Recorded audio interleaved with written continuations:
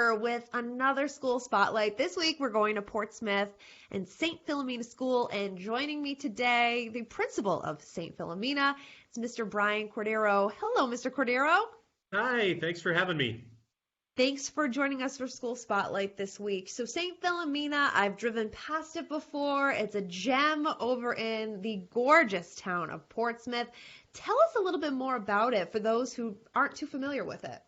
Yeah, we're very, very lucky. We're a school that's almost 70 years old here on 26 acres of land that's right on the water. So it's a campus. It's an elementary school that's a campus for grades preschool through grade 8. There's 6 buildings around campus, and we're able to invite almost about 400 students to our campus from about 22 different cities and towns. So when you come to Saint Philomena School, you're nestled back at the end of Quarries Lane, right next to the Portsmouth Abbey. And together, we have this really beautiful, protected spot where children can grow up right on the water and have nature trails and tons of outdoor space, and teachers here stay for a lifetime. So we're very fortunate that Saint Philomena School, I think for many, many years has become a home away from home and a second family to so many families, not only just on Aquidneck Island, but in surrounding areas. And it's true, around these times, kids want comfort, right? Especially that core group, like you mentioned. St. Philomena is specifically preschool, so you have children as young as 3 that can Correct. enroll? Yeah. 3, and then I imagine some or most would stay right through grade 8. Yeah. We're very fortunate, and you hit it on the head too.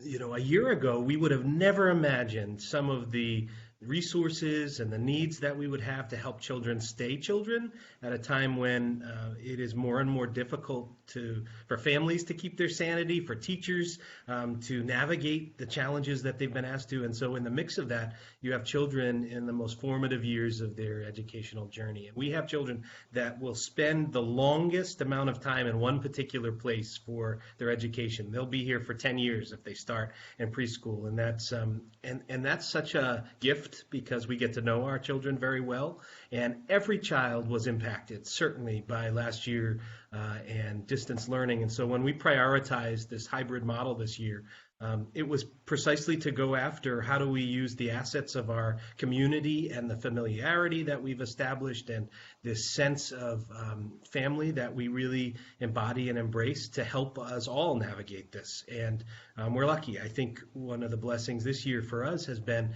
watching children, either those who are staying home for the year and hybriding in, those who are here on campus since we started up in late August, watching them try to discover their courage and confidence with all these new challenges that are there.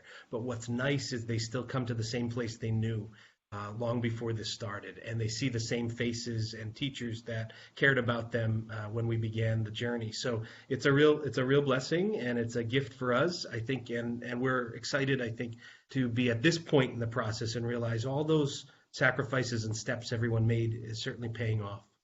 And I'm sure that people, especially your educators there, they got used to it, and you kind of just get into the mode and the role. And now, what separates St. Philomena School from other schools that are like it?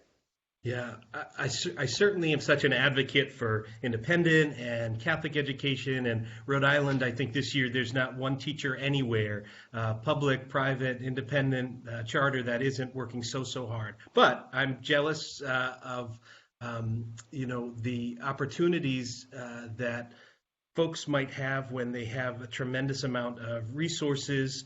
But when we look at what we are able to do here, we realize that you really need a couple of key things to make a school special and work. And it makes it so apparent to me what makes a great school. And the first is faculty and staff.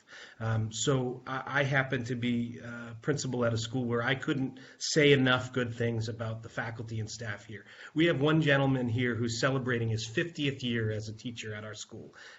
He's our middle school religion teacher, Dan Baker, who's done a tremendous job at building the legacy, teaching generations. He has grandkids of former students that are back with us here. So when you look at that and the longevity of our faculty and staff, you go, boy, that separates a school like ours. The dedication, the commitment. There was not a question about whether we were going to come back and whether we were going to educate and whether we were going to try to navigate the challenges of this year. And all that was built on the realities that we had that long before we started.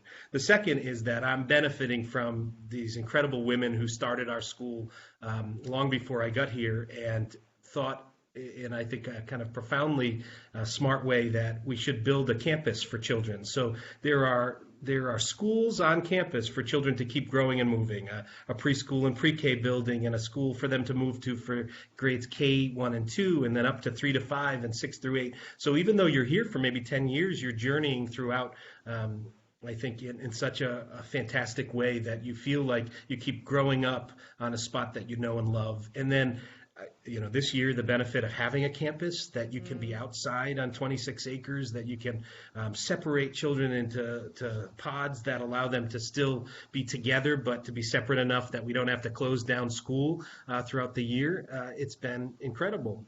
And then I think the most important thing is just this common commitment everyone has to the mission. We want to foster courage and confidence. We want children to use their gifts and talents, and we want them to transform the world and make it a better place. And so when you have teachers committed to that, parents, students, it's a really exciting place to be.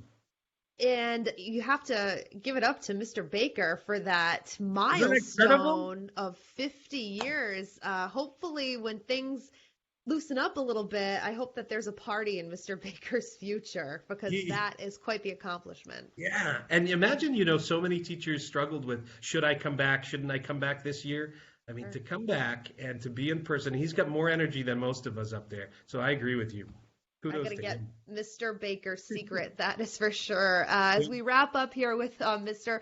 Cordero, he's the principal over at Saint Philomena School in Portsmouth. That is this week's School Spotlight. Any other unique facts that you want to share about Saint Philomena?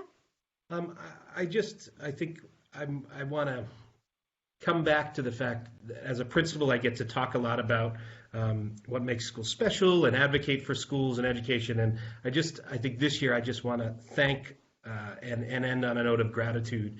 We live in a state that's prioritized K-12 education, and I love it. I'm grateful for that. And we're so grateful for teachers and parents and students who have been enormously trusting and courageous and confident in meeting the challenges. And I know after we get through this, and we will, there are so many new great things that are going to come from all the gifts that we discovered and learned this year. And speaking of learning, how can people learn more about St. Philomena? Where can they go to get more info? Great. We'd love you to check out our school website or Facebook page. Certainly come to www.stphilomena.org. And any Instagram, any social media handles for Saint Philomena? We have a Facebook account at Saint Philomena School. Perfect.